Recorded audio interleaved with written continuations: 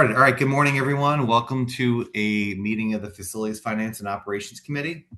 It is February 13th at 9:02 a.m. We have a quorum. This is the second month in a row where we're meeting on a Friday the 13th. So see if we can avoid again any unnecessary horrors of the of what the day is known for. So I think Phil will guide us through that pretty effectively. Okay, let's get started then. We'll dive right in. First on the docket here is an update on the facilities and grounds maintenance. Mike? Hey, morning, everybody. Okay, so a couple things this week. We got the damage. We got the invoice for the new sewer line for the annex. Um, Damages, final number from the excavation crew running the new pipe was $53,024. With a rough estimate with invoices, I think we still have a couple more coming from our sewer and drain company for about maybe 4 or 5 thousand additional dollars with the cammering, the jetting, and the location of the sewer line. So unfortunately, that came in a little bit more than we anticipated, as the repair didn't take a day and a half like initially hoped. It took more 4.5 days. So there was a lot of equipment here, a lot of manpower, and a lot of work to make the repair. So I just want to bring that to everyone's attention, since the last meeting we discussed the issues, and now that we have the damage.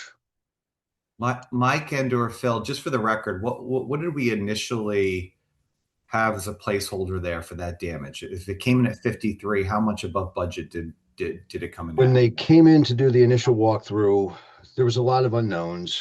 Knowing where the sewer pipe ran and where it connected was a little bit of an unknown. The assumption was it would have been about a day and a half, roughly that 15 to $20,000 mark.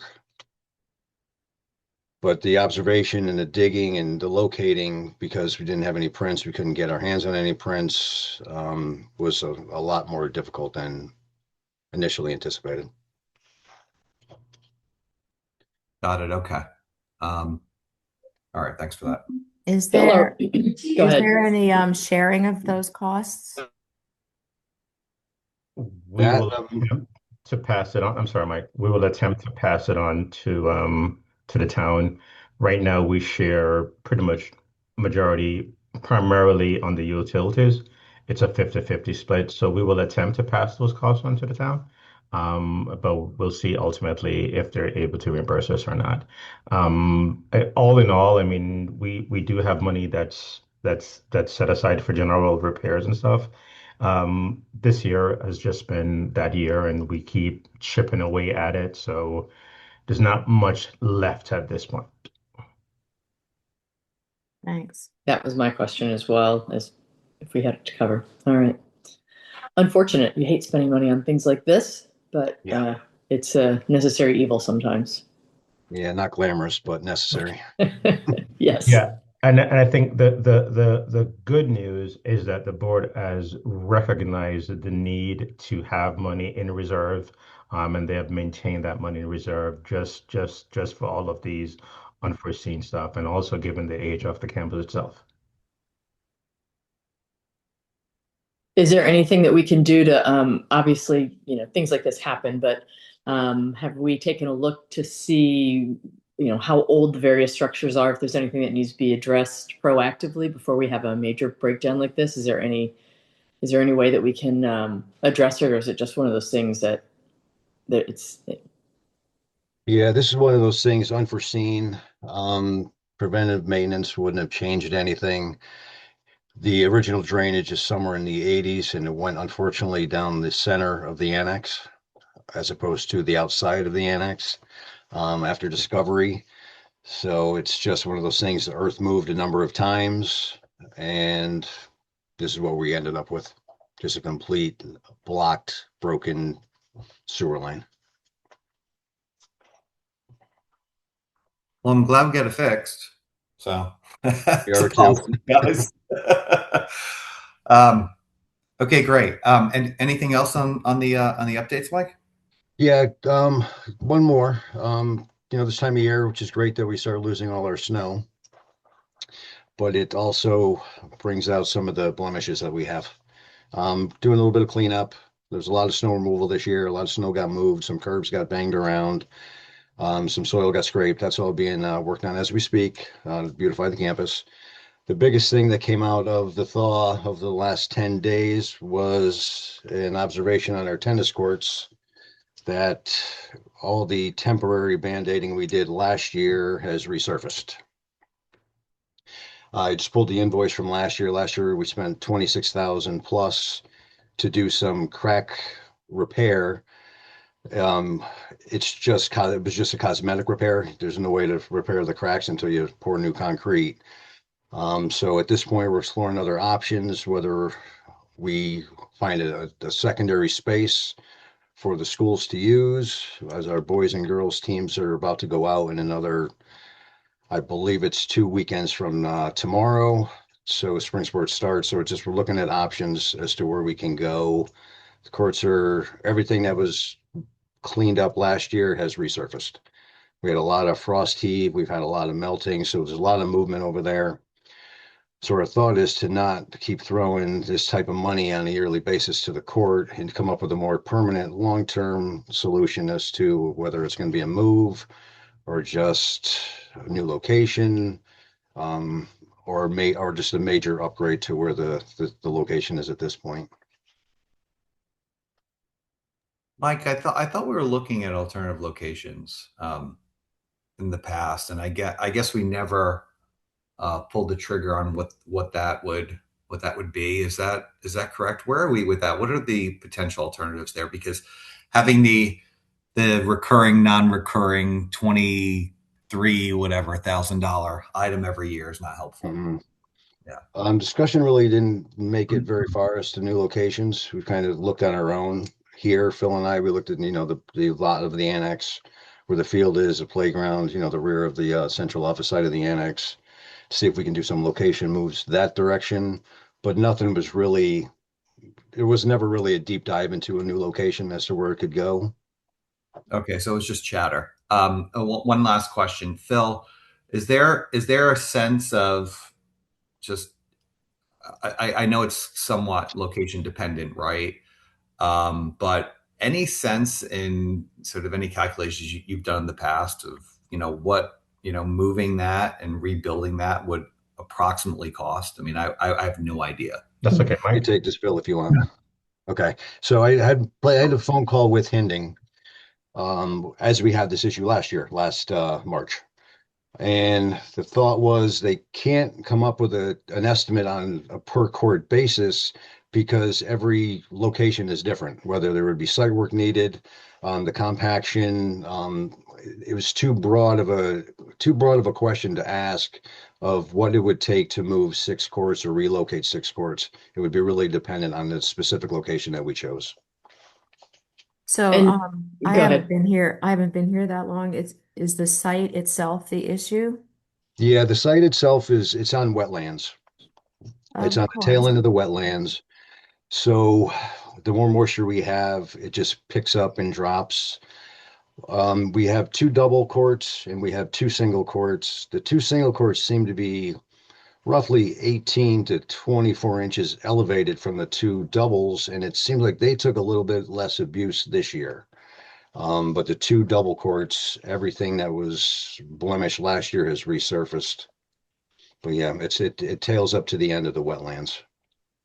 So it sounds to me like we do have to just move the courts, or else we're just going to continue pouring money into it this way.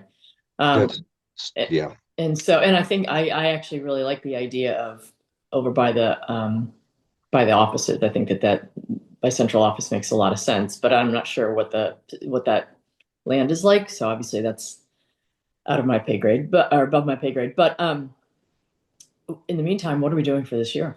What are the tennis teams going to play on? Undetermined at this point. Making some calls, see if maybe the Western Racket Club is a possibility. Yeah. We don't have many other options other than that. Is the field club, Michael? I think you're a member at the field club, right? Do they have tennis or no? Does anyone know? Do they have tennis or just paddle? I'm not familiar. Anyone know? Yeah, we know that Mark was going to look into some definitely some alternatives. Okay. That From our perspective, to just to be honest, I do not think it's beneficial for us to continue to make the kind of repairs that we're making, because as Mike mentioned, what we're doing is not really corrective. It's more cosmetic and just to be able to get the fields playable. And in order to do that, it's in the tune of $30,000 per year. Not necessarily saying that if we should rent a facility that it will come in any cheaper than the $30,000. But again, we're at the point right now where we need to make a decision. It's one of those long-term decisions that we have to make. Mike, I think Mike had mentioned that we use the courts limited in comparison to the use that it gets from the residents. I think it's more used by the residents than it is by our students. So the town really needs to get on board with this decision and really help us to find a solution, because it benefits the resident more so than it benefits the students. I agree. I agree. I've seen a lot of residents back there playing, and it's wonderful that we have courts that they can play on, but I think that it's definitely something that should be shared by the town. Have we talked at all with Parks and Rec about if they were to have tennis courts, where they would want them, or if there's any town property in particular that we might have access to that would be a little more tennis court friendly, shall we say? Yeah, at this point, there's been no discussion jointly. We wanted to bring it up to this committee first and see where we move on from here. I'm all for you guys doing that, talking to Parks and Rec, and also looking at grounds, school grounds, to see if we have something that, I mean, ideally we keep it on the school grounds, but at the same time, it would be great if it were over by the central office, although I know that field is very appreciated and liked by kids too. But it would be nice if it wasn't completely tucked in behind the schools, because then when people have to get over to the courts, during the day, they're going through the school property, which is what we don't want them to do as well. So, yeah, either one of those, like either a town property somewhere, or the school property behind the central office seems to make the most sense to me. But I think it's time we start to investigate as well. And Mike, did you mention the cost, how much it would cost us if we should reinforce the existing location? I'm not sure if you did. We had a price. I tried to dig this one out. I couldn't locate it. It's a different type of system, whether it would be going on top of the courts that are in place now, or whether it would be taking it out and doing a new subsurface. It's a different type of concrete. It's a cable spun together concrete. So it moves as one piece, as opposed to for no movement, where it can crack and lift and pivot in the middle. The thought was that this is a possible option, maybe not the best option. At this point, I want to say it was 4 years ago when we did the actual complete resurfacing of the tennis courts, which was resurfaced everything, repainted everything, all the lines, all the different colors, the net posts, all that good stuff. The cost at that point was just south of about $700,000 for a new concrete cabled system. This didn't include any fence work. If we were to raise the fence, I believe it was about 4 to 6 inches thick of concrete. So we'd have to move everything out of the way, new net posts, new tie downs. So there was a couple of other charges that would go into this, but it was roughly just south of 700,000, let's call it 4 years ago. How many courts do we have? How many courts will we need? Is it 6 that in order to have a tennis match for the schools? Is that typically how many? 6 is ideal, yes. Okay. I actually just did a quick check, and Field Club has 4. And I'm not quite sure. I'm sure that the Racket Club, I haven't been there for years. My kids decided tennis wasn't for them, but I'm sure that they have more than 6 there. Okay. So if we maybe some sort of relationship with both entities, one for practices, one for games, might work out. I don't know, for this year. Okay. Yeah, that sounds like our only alternative this year, Sharon. Yeah. In terms of speed and also a condition that's playable. So I don't know, some sort of relationship or rental agreement or whatever. Because otherwise it sounds like I don't know, at least $1 million to do to redo or repurpose or relocate anything that's going to last for a meaningful amount of time, which is another huge capital project. Yeah. We also have Aspetuck too, which I believe has Mhm. 10 or 11 courts. Yeah, it does. Correct. Yeah. There, Michael knows now. There we go. Do we do we do anything with Aspetuck, guys? Does the district partner in any way, hold any events, anything at Aspetuck? I can't speak of that, not that I'm aware of. Yeah, same here. Okay. Okay. I mean, my own view here is it sounds like, Mike, that you're not entirely convinced of, let's say, this new reinforcement at the current location, that would be a long-term fix.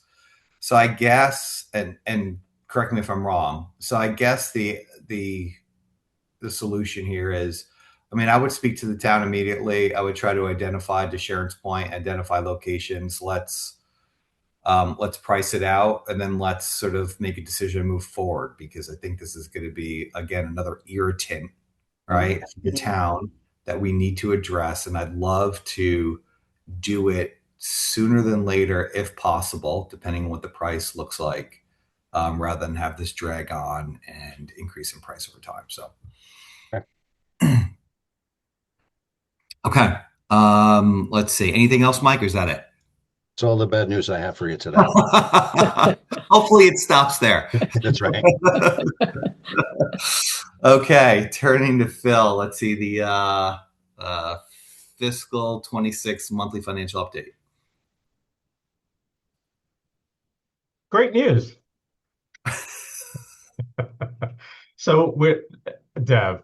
So it's March. It's March, guys. We're reporting really for February. I know it looks dire, but it really is not. We're really just waiting for things to kind of come in, and for a few items so we can kind of figure out where the true gap is. I think our goal right now truly is to end the year with a balanced budget, and I do believe that it is going to be possible. We just have quite a bit of unknowns. So broadly speaking, the number really hasn't changed that much, and there's a few reasons for that.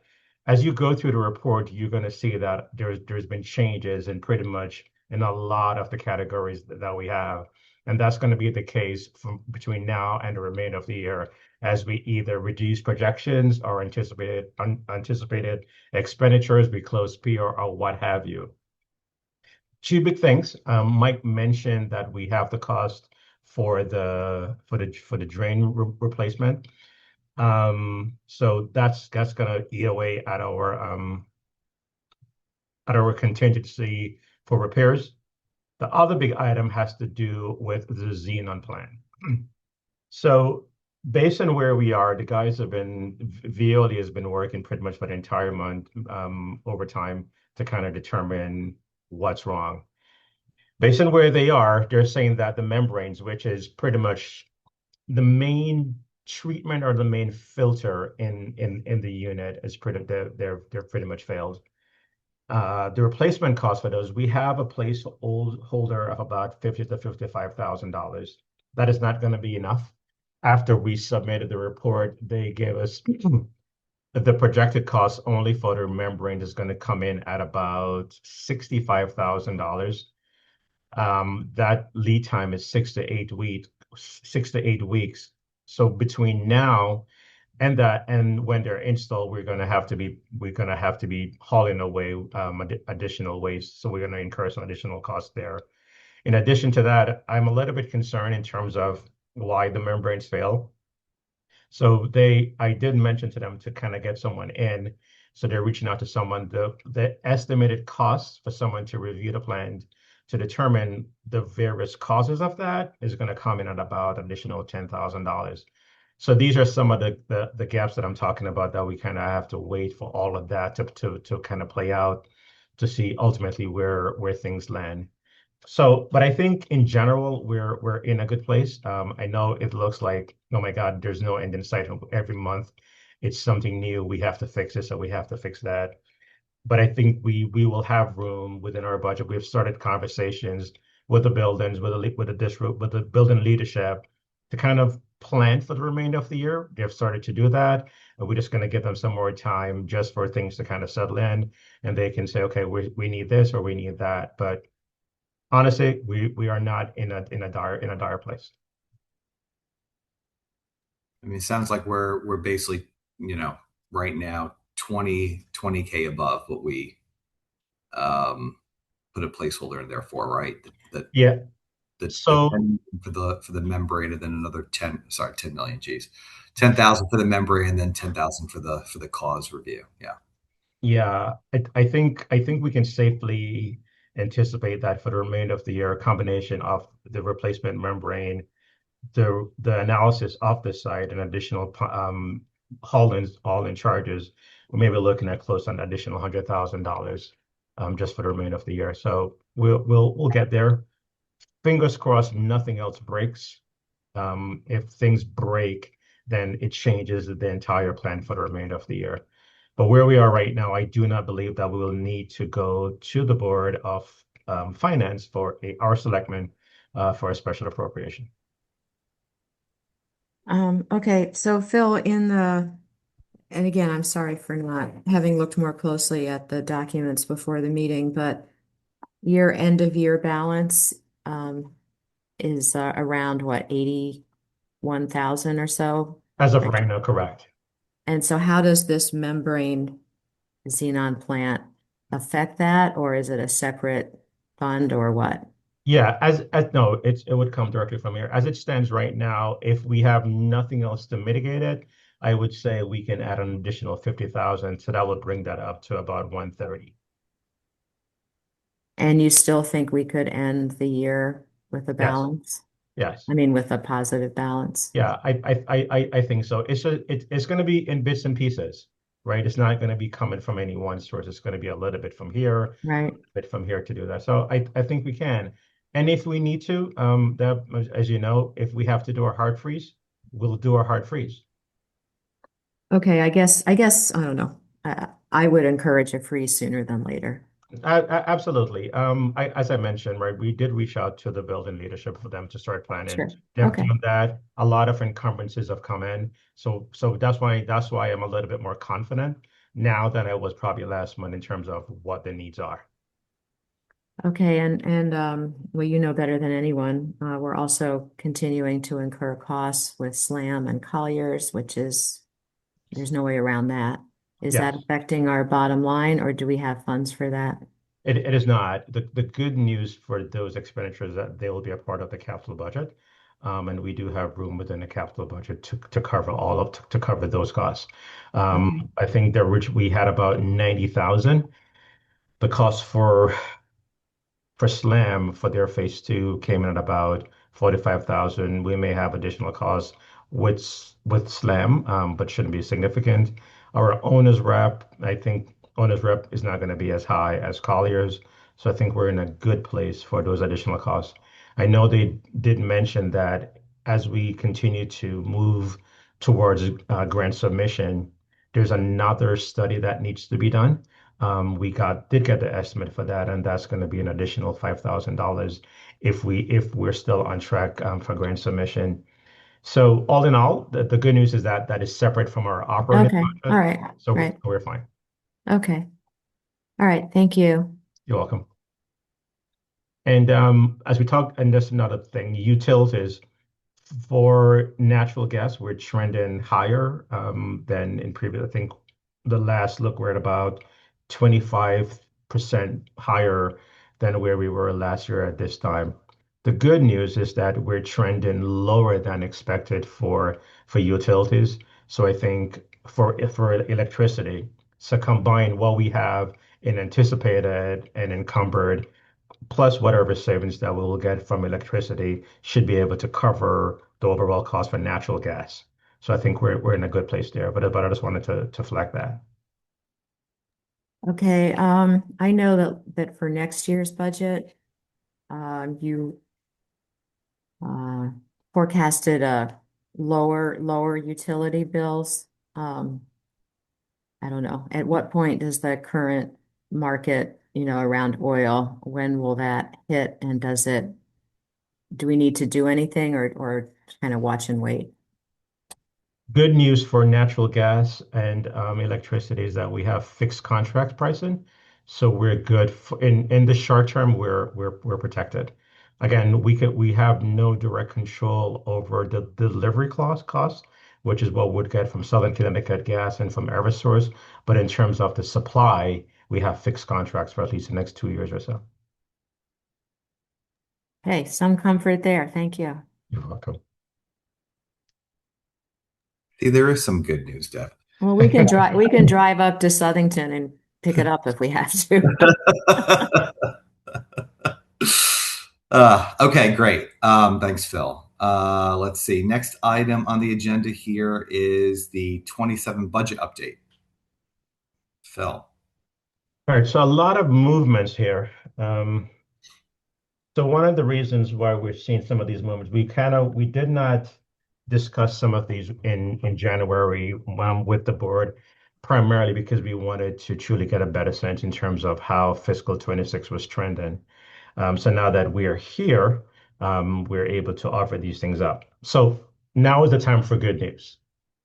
Starting with health insurance. The state gave us the comptroller report a few days ago that the rates for fiscal 27 is going to be slightly lower, still high, slightly lower than the 15%.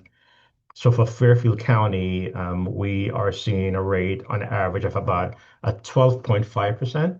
Our budget was about a 15%. So we will reduce the health insurance request for next year by $209,000 and some change.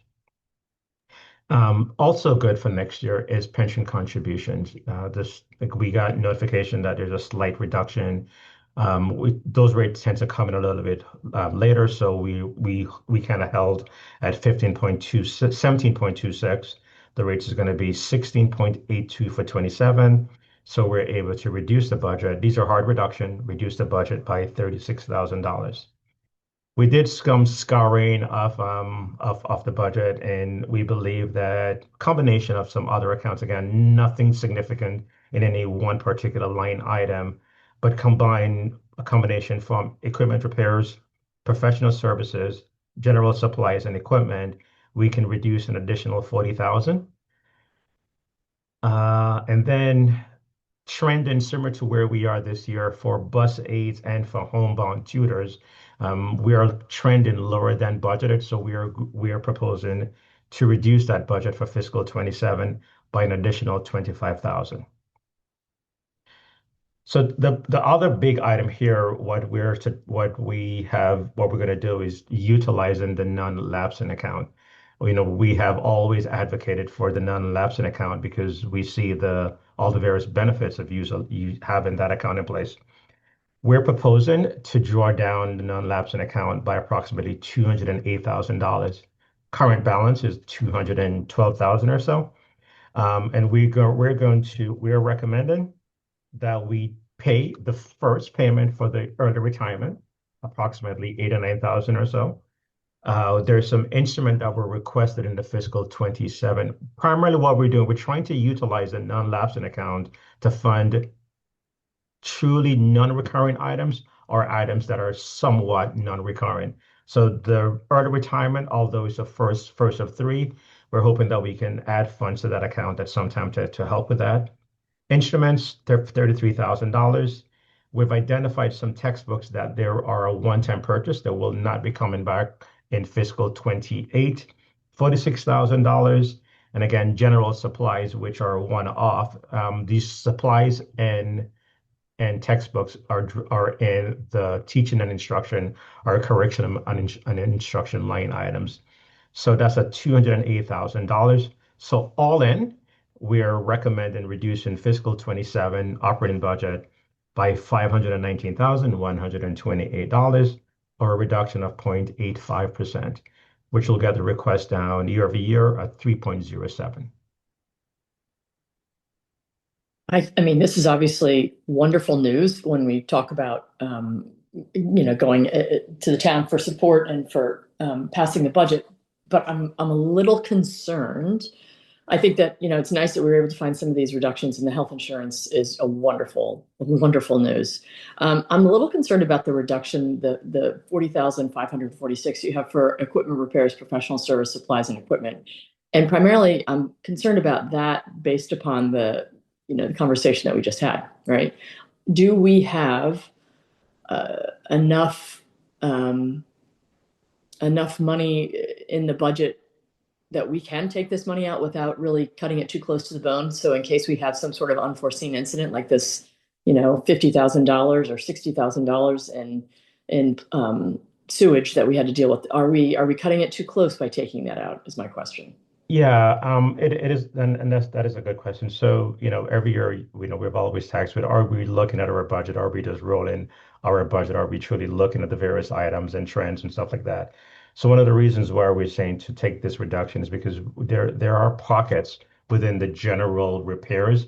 So the repairs here is not only for facilities. There's items within the schools. There's items just spread across the entire district. So we're taking, again, not in any one particular line item, but in different pockets. And we're Okay. taking a little bit from here. So I think we're in a good spot to make that reduction for 15,000. Okay. No, it's 40,000. I was like, what?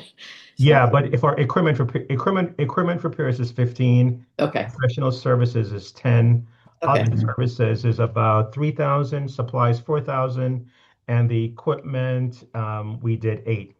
Okay. Yeah. All right. All right.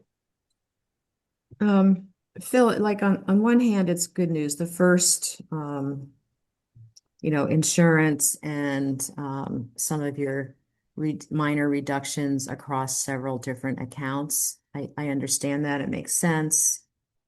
I am worried about the non-lapsing account. Not that we don't use it, but that we are basically wiping it out. And that has me worried. I think it presents some risks that, between the sewer failing and the tennis courts imploding and, this new building new building study and all this stuff going on, it just seems we're just at risk on several fronts. And I worry about using the non-lapsing account for some fairly basic items. So Yeah. I'm just wondering, do we have to go so far into it? Is my question. I think we should. Again, I think it demonstrates to the Board of Finance or to the town in general that we truly utilize the account for these kind of things. We have always been told by the Board of Finance that if we should ever truly need it, we can always come for a special appropriation. Going back, so that's number one. Number two, as we last fiscal 25, we ended the year with unliquidated purchase orders. So based on what we're seeing right now, we do believe that we will not spend all the money that we had in fiscal 25 as for encumbrances. So there will be some money left over that we can make the request of the Board of Finance to fund to fund the non-lapsing account.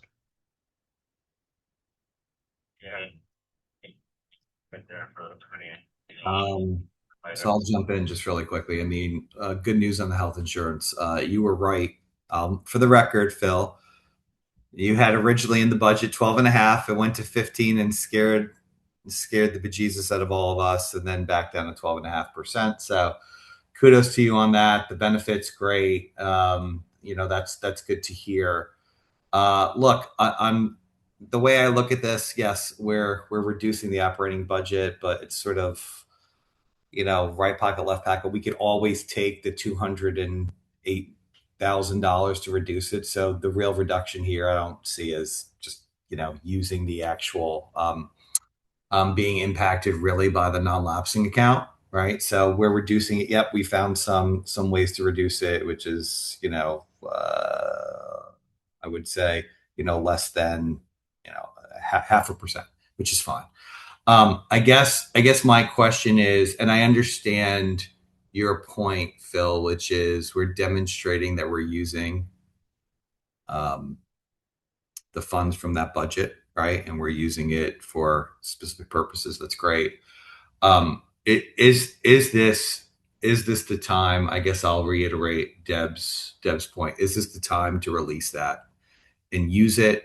All this other stuff has already been approved in the budget, right? So between the ERIP and the instruments and textbooks and supplies, and so it's already in the budget. It's already been approved. Do we save that again for a rainy day? Do we carry that forward? Why is it necessary, I guess, in your mind, aside from demonstrating our ability, the need and our ability to use it for the current school budget, operating budget? Isn't there any benefit to holding that over, given we've already approved all these other expenses for some time in the future? You're on. There you go. Yeah, we could, right? I mean, we don't necessarily have to, but there is going to be money that we will have an opportunity to add to the non-lapsing account. So there has always been a concern about the growth of the budget, right? So we hear that every time we go to the town, the growth is not sustainable. So when we look at this and we say, okay, we understand that the growth is not sustainable, right? Are there any one-offs that we can use alternative funding to cover? So we have just identified those one-offs and say, let's not have that be a part of our base growth so that we're reducing our overall growth so that in the future year, we're not compounding on what we have, that we can utilize the non-lapsing account. So that's primarily one of the reasons why Makes sense. why Yep. you do that. Again, we always have exposure within our budget. We know that we have these things, but I don't necessarily think that if you think of even the internal services fund, right? So there's another focus on the internal services fund. That fund balance has not changed in several years, and everyone is saying, "Hey, you have the money, or that money is available. Why haven't you used that?" So it's just a way for us, right, to manage our budget. That's always one of the reasons why I've always recommended that we have the non-lapsing account. So whenever we get in these kind of, let's say, financial constraints, right, we have other avenues of funding that we can tap into. There's always exposure, and we're going to continue to have exposure. Things are always going to break, and sometimes it may be catastrophic where we cannot cover those costs within our budget. And when that happens, we will have no choice but to go to the town for additional funding. One comment and one follow up, and then I'm done with this. But the comment is, I certainly understand the using the account to reduce the compounding effects of sort of the budget growth over time. So I appreciate that. That actually makes a lot of sense to me. Do you at all? Is there a way for you? Do you try to project what that non-lapsing account would be years into the future, like the growth rate of that? Is there any way for you to estimate, to forecast what that could be as you think about the years coming up in future budgets? Is that just a plug, basically, at the end of the day? For the non-lapsing account, Yeah, it's hard to do that for the Yeah. main reason, right? That now we've always said this. We never plan our budget in anticipation of having a surplus.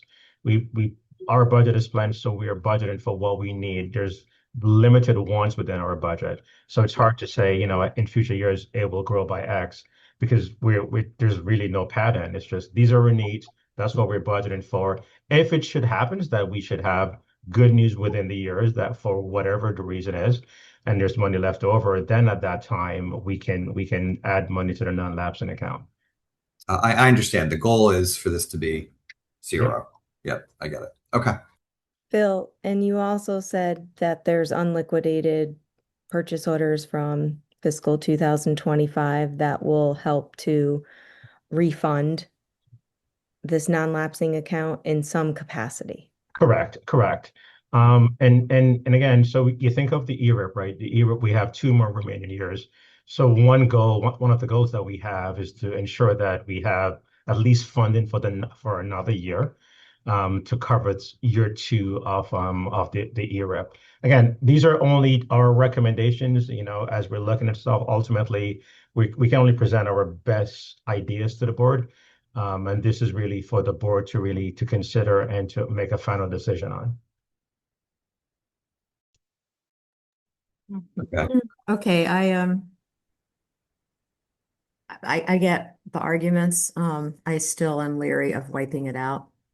And when you say they're one-time purchases, I just worry that if we start using the non-lapsing account for basically things that should be budgeted, musical instruments, textbooks, supplies, I get a little nervous. So I just wonder if it's just too much of a dip into it for those types of items. But I'm one voice. I certainly defer to much much more experienced folks. And your predictions have always been, as Mike just pointed out, pretty accurate. Using insurance as an example. But I always worry about, taking a for lack of a better word, emergency, special occasion, trying to, buffer us against unforeseen risks and wiping that type of account off. And yes, I get that it might be refueled a bit, but I'm not sure we know that. And I also think that the uses of such an account, I worry when it starts straying into things like textbooks and supplies. Well, the good news for the non-lapse account is that the use is intended for operating expenses, not for capital. So all the items that we have here, these are operating items. Again, we can scale this back, right? If the recommendation from the committee is that let's scale this back, we can only draw from and use the non-lapsing account for the ERIP, right? Because we know the ERIP and then leave funds there to cover the ERIP. The other stuff, again, we're looking at maybe close to $150,000. So we can scale this back and only recommend that the ERIP be funded from there, and we'll just continue to purchase the supplies, the textbook from the operating budget, which is also okay. So can I get a clarification? You mentioned that the non-lapsing account has to be used for operating budget purposes only, correct? We can't use it for anything capital budget related? Yes, by statute. Okay. All right. Well, then that makes more sense. That makes me feel a little bit more comfortable because capital is where we a lot of times get these really large price tags. And if that money's not eligible to be used on a capital project, then it does make sense. So. Yeah, but within our operating budget is also special ed. And I understand this year has been terrific, and we hope that next year also will be terrific financially. But sometimes there are I'm just using that as an example of within the operating budget, we are also subject to surprises.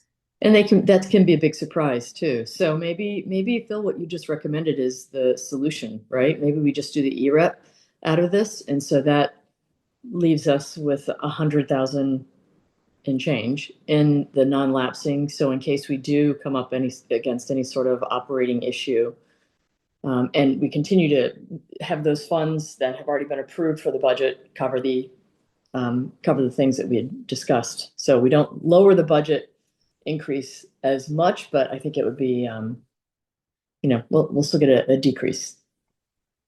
Okay, and just to give the committee a sense in sense of the unliquidated from fiscal 25, we're at least looking at $100,000 or so that has not been liquidated from fiscal 25, which we could make the recommendation for the Board of Finance to add to the non-lapsing account. There is no guarantee that the Board of Finance will approve funding of the non-lapsing account.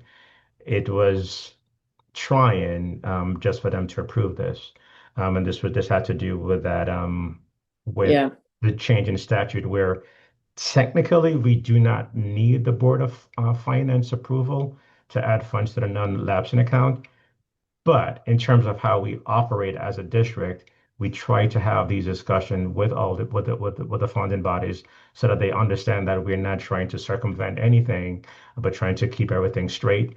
And just so that they know that if we should ever, whenever it is that we do plan to use the non-lapsing account, that we will come to them to have a full discussion and ultimately for their approval. So again, it's a new board. I'm not quite sure how the new members feel about having another reserve account. There's also been some talk as well that if funds in the prior board, that if the funds were not used, that the funds should be returned to the town to be added to the general fund. So there's a lot of different things that we had a lot of unknowns in terms of the new board. So basically, if we do spend down the account as you're recommending, there's still a possibility that we could end up getting $100,000 based upon the unliquidated purchase orders. So Deb, would that give you the comfort level that you are wanting / needing for a non-lapsing account? But, Is that- but I also heard the town doesn't have to approve putting those. But I think they're also less likely to approve if they see that we have a high balance in there as well. Because ideally, they do want us to run at zero, that nobody wants to be taxed for things that they aren't going to be doing. So if we actually show that we're being responsible and not just building a gigantic nest egg, I think that they would be more likely to approve that money to go into the account. Obviously, there's no guarantees, but I think that if they see us using the account as a way to help lower, budgetary asks for the subsequent years, I think that they'd be more likely to allow us to continue with the non-lapsing year over year. No, I was just get going to that. ask that question, Sharon. So you to Phil, which is if we demonstrate sort of that we're using these funds to try to reduce the operating budget and to reduce the compounding effect over time, you're demonstrating that to the Board of Finance, they may be more inclined to go ahead and allow us to again put in the $100,000 or so, which largely offsets, I would say, these additional costs that Phil wants to include, that the non-lapsing account be applied to this year. Also demonstrates to the town itself that we're using the funds to try to mitigate future costs and compounding impacts. So Yeah. I'm okay. It sounds like that $100,000 is effectively going to be offset and largely replaced, Phil. So I'm okay proceeding as you've recommended, but I know, Deb, you have some reservations here still about doing that. Yeah, but I'm happy to be overruled, and your arguments are very strong. So I'm not trying to dig in any way. Just I guess the use of it on supplies and materials for kind of non-unexpected funds makes me a little nervous. That's it. Because what, we have another sewer pipe failure. It's not really a capital expense, is it? If we do have, it could be. It depends on the significance of that. A few years ago, there was a significant sewer issue at the middle school, and that did require, I believe, funding from the town. That was well over $300,000. So again, Deb, I understand your concern, right? There is always going to be a level of exposure that we have within our operating budget, and there's only so much that we can do to either mitigate this. I mean, as we talk about special education, so a few years ago, we had maybe 5 years or so ago, we always carried some kind of contingency.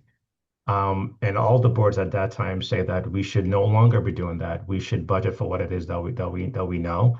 And if you should ever need it, you should come back for that special appropriation. It's comforting to know, right, that the town has the ability to fund these special requests. I think it's close to $1 million without any additional votes by the residents. So it's comforting to know that those funds are there.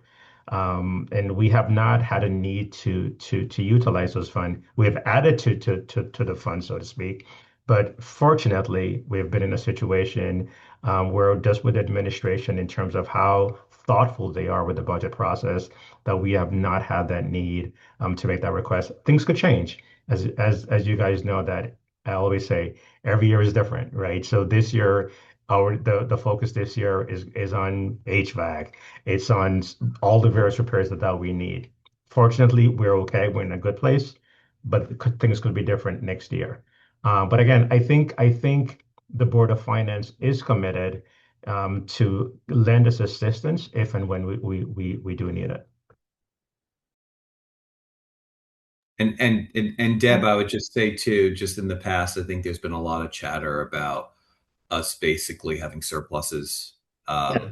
in the operating budget that we haven't basically applied, and sort of building a kitty. And I think there's been some discussion about some consternation about whether, if we approve that sort of in our budget, it should go to the district or shouldn't it go back to the town. And so I think by applying it now, again, it sort of mitigates some of that discussion and concern. So I agree with Phil on this, but I had the same question, Deb, that you had coming into the meeting.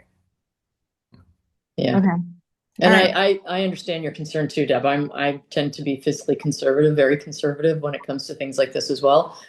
But I also agree with Phil's philosophy on how to handle this account and actually utilizing these funds, knowing that we most likely will get that money brought to us if we do spend down the account and utilize it the way that the town has approved, which is for educational purposes. So, Phil, I'm sure you probably never expected this amount of pushback when you put together a document saying you're going to lower the ask. It's a good discussion, though. It's a little bit like deja vu, Phil, because I had the same exact question for Phil before this meeting when he was reviewing these materials with me. That is correct. Well, okay. So we're all super vigilant and nervous about asking too much or having to go back and ask for more. So yeah, I agree. I think that we should proceed with the way that you outlined it. I think Phil's rationale is spot on, and it took me a little while as well to get there, but it completely and wholeheartedly makes sense. And I think Michael did a nice job sort of echoing that strategy and sentiment. Mhm. Yep. Okay, I'm going to go along, and I'm mostly convinced. She's Maybe not reserving. maybe not 100%, but She's you know, reserving her right to say, "I told you so." If something no, happens. no. I don't want that at all. I see it, and okay, let's move forward. All right, thank you guys. We'll have another similar discussion just so we can have the full vote with the entire board on Monday. All right. I would have Phil. I would have those reasons bullet pointed for the board. They're going to have the exact same comments. Yep, I will. And again, you guys, please, we had this discussion. Feel free to help in that discussion. All No right. problem. So for fiscal 27, so we're recommending adjustment on the operating budget, and we're also making adjustments on the capital budget. So this is the end of what I like to say is the marathon that we have. So we went in with a request of 4.7 million. The Board of Selectmen made a recommendation to fund the North House from the general fund. One clarification here, they did not recommend that the roof be funded from the general fund, but that be deferred. So that's just one clarification there for another year. So the thought behind that is that once we get money back from the HVAC project, that money can be used to fund the roofing project. There may be a timing issue with that, so I'm not quite sure if we'll be able to accomplish that specifically. But for all intents and purposes, we should be okay for another year. Not saying that the building will be completely leak-free. All of our buildings at some point have some level of leak, even from the annex all the way, annex, the west, Hurlbut, the middle school, and at the high school. There's always some leak that we have to address. But we're fairly confident. We had a lengthy discussion with Mike, fairly confident that deferring it for 1 year it's not going to cause any significant issues or damages to the building. The three items that we are proposing that we remove from the request is going to be for the duct cleaning, the furniture purchase, and the lift. On the duct cleaning, we just had we're finishing up on the 5-year IAQ study, and based on observation on that study, our ducts are really in good condition. we're primarily attributing that to the frequency of the changing of the filters. So that's helped us significantly. So I think we're in a good shape. And if we don't need to make the request for next year, we're just saying we don't need to, so let's take it out. We're going to pause somewhat with the furniture purchase for additional 110. We do have money in fiscal 26 that we have not tapped into. We have about 55,000 or so that's there, and we don't want to put money in the tax base for something that we may not necessarily use while we're trying very hard I mean, Erica did a great job, and I can't even say the way she did in terms of how we're structuring our classrooms. Um, I think we can apply more of a phased in approach. The high school had a phased in approach, and that worked great. The middle school also had their phased in approach as well, so that it also has been worked great. So I think the money that we have within currently in fiscal 26, we'll be able to get some level of flexibility, and we can maybe add a classroom or two.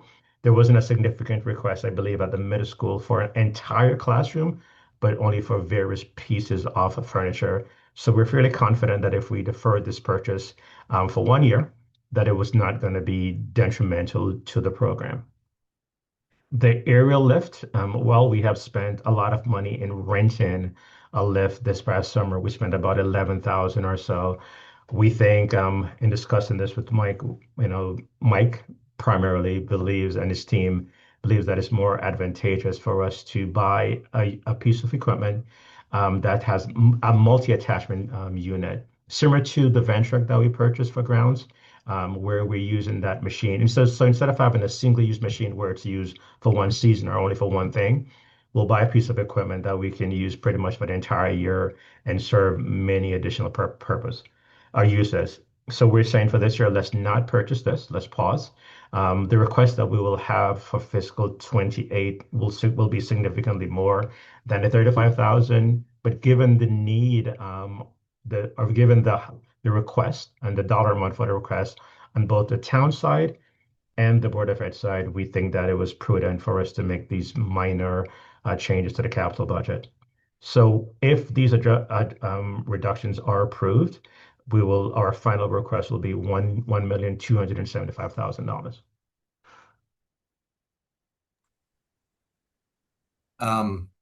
For clarity's sake, the proposed reductions, these three, the duct, the furniture, the lift purchase, which will go up in price, are those are just for clarity. Those are going to be delayed 1 year. They're going to be pushed forward a year, correct?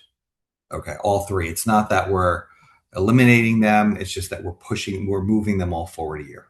Correct. Okay. The HVAC, I get how we're going to fund that through the general.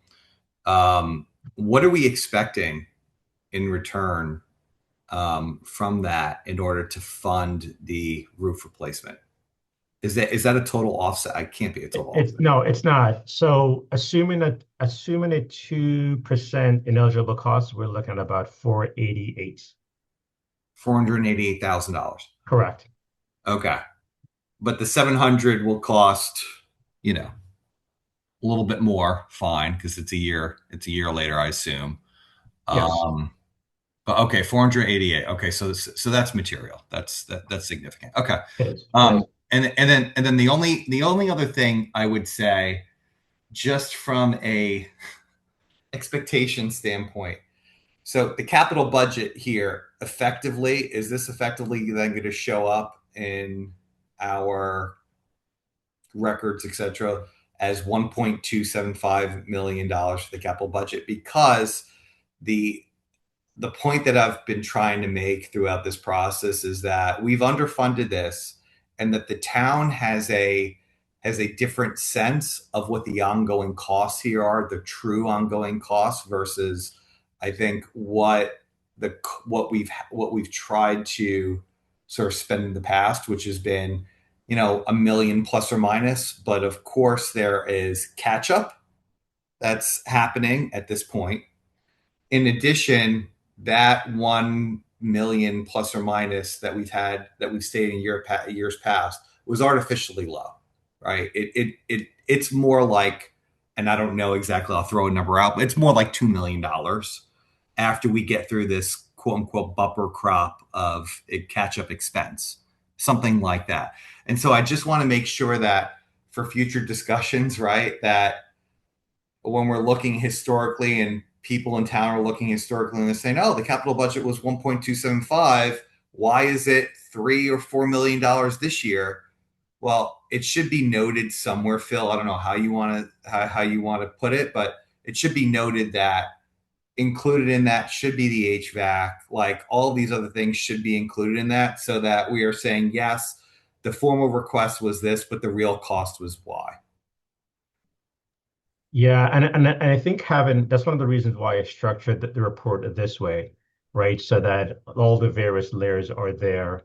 But outside of that, unless we just put a note, what we can do, Mike, just so that it exists in the record, we can put a footnote, because that's going to live there, and so people won't have to be searching all over for stuff. We'll put a footnote on our website on our capital page.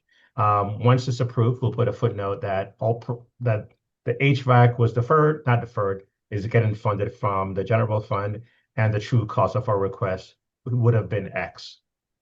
Yeah, I mean, maybe it's the capital budget is X, the adjusted capital budget is, so maybe there's a line that says capital budget for whatever, 4.72 million, whatever it was. I mean, we're going to move some things, so obviously minus the things we're going to remove, but 4.72, and then the adjusted capital budget is 1.275, and then a footnote. And some years the capital budget and the adjusted capital budget will be the same, and other years like this year it will be drastically different. I just don't want people to, again, get the sense that, oh, the budget is actually 1 million and why are they coming to us for all of this money, when in the past we've run much lower capital budgets. Well, those are really not, that's really not the case, right? In terms of true cost. No, understood. So what we'll do once after ATBM, once we go through that process, we will put together a draft in terms of what that would look like. We'll bring it to committee and have the committee discuss. Okay, cool. Thank you. Yeah, but to Michael's point, is there any way to include that on your report that you did write? I noticed you put it up above BOS alternative funding. I'm just wondering if you could either repeat it or highlight it underneath the 1.275 total. So it doesn't look like it's only 1.275. You have to go and find out. You're saying on this report or on the final capital report? Well, both. On this report, I just, to Michael's point, oh, look, they went from whatever it is, 4.7 to now 1.2. And I know that if you read it says, alternative funding, et cetera, but something that makes the HES and the roof replacement more real than just, oh, it went somewhere else. All right, let me just another note, and again, if this is, and I don't know finance at all, but I'm just wondering if, you put it more, you highlight it better on your report. So that bottom line of 1.275, that might be the capital budget request, but the capital budget work is larger. I can revise the memo. Yeah, however you want to say that or do it. Yeah. So Phil too. So it could be on this memo too, as Deb said. And so just in the future, when we go through the budget process and we have year 1, year 2, year 3, year 4, this is the capital budget, this is how it's run, and people can look up basically what we've approved in the past. We usually have a total. I would have the total, and then I would have, again, the total capital budget approved or whatever, and then I would have the adjusted, and then you can put footnotes in as needed. I think that's pretty clean. Yeah, that we'll definitely do that on what's going to live on the website, and then I'll kind of put some additional notes here, just so that it's clear. Okay, awesome. Thank you. Thanks, Deb. That was a good suggestion. Agreed with both of you. Okay. I think Um, that is it for 27. that is it for 27.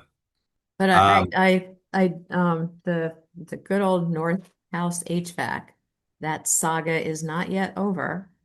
I think the Board of Finance intends to do it, but there may be an argument or a debate or I don't know. I have no idea about exactly how it gets funded. But there's no doubt of their support based on hearing last night's meeting. But its story is not yet told fully yet. well, that story and that HVAC project will be reinforced given the last day of school is the 24th of June this year, when all of the teachers and the parents, the administration at Hess are screaming. So anyway, my 2 cents. Okay. Discussion on bid results regarding technology lease. Phil. All right. So this is our annual discussion that we've had for the past 4 years. So during the budget, you may recall during the budget process, we did say that we indicated a gross number, but the intent was to lease those equipment. So for the current year, fiscal 26, we put to lease approximately almost $391,000. We got responses back from 3 companies, as you see: Cogent, TD Bank, North American Asset Management, and First American. For this decision, we normally award it to the company or the bank with the lowest rate. In this case, it's Cogent again for the second year. So we are recommending that we award this lease number 4 to Cogent Bank. Yep, I asked you those questions last year, Phil, about the bank and everything. Yes. So we're good. Yeah. And you know what? It actually has been very good working with Cogent. I mean, they're a little bit more detailed in terms of the documentation that they request, but it was actually a very seamless process working with them last year. Yeah, makes sense. If I remember last year, Phil, the TD was very close to Cogent as well. TD was very close last year. I think the surprising bank here is First American. So our first 2 leases were with First American, and they gave us really those rates at the time were very favorable. But for the past 2 years, it has not been the case. Okay, great. And any comments, questions from you, Deb, on this? No, the tradition sounds fine. And just so the committee, just as a reminder to the committee, once approved, we will go to the Board of Selectmen just because it's a multi-year agreement, and the Board of Education, because of how they're funded, cannot sign multi-year agreements. So we'll be going to the Board of Selectmen for approval. Okay. And there's still no counterparty. You don't see any risk just with the bank, inherently with the bank. Okay. No, not with the bank. I mean, any exposure really would be on their part, because if we can't pay our bills, because we lay the money out and then they reimburse us and then we pay them out annually. So really the exposure is more for them than it is on our part. Yeah, this is one of those things. If you borrow $1 million from the bank, it's your problem. If you borrow $100 million from the bank, it's their problem. No problem. Yeah. Okay. Great. Let's see. Moving on, because we are way over, guys, but appreciate the time. Approval of the minutes. Did everyone have a chance to look at the minutes? Mhm. Comments or questions on the minutes? I'm good. Deb, are you good on the minutes? Okay. Motion to approve. So moved. Second. Okay, great. Moving on, other business. I don't think there's any other business unless I'm wrong. Nope, Mike? nothing on our part. Okay. Excellent. Well, we're way over. Thanks for the time, guys. Can I have a motion to adjourn the meeting? So moved. All right, second. Excellent. Thanks, everyone. Have a good Thank weekend. you. Thank you. Thank you. Have a good weekend. You too. See you Monday. Thank you, everybody.